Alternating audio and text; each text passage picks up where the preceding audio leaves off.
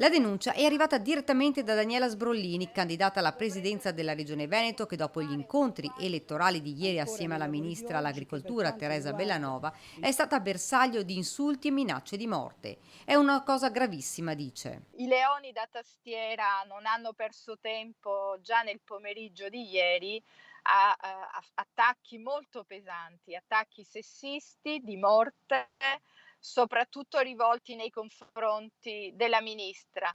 Immediata la denuncia alle forze dell'ordine, è diretta e senza mezzi termini la Sbrollini.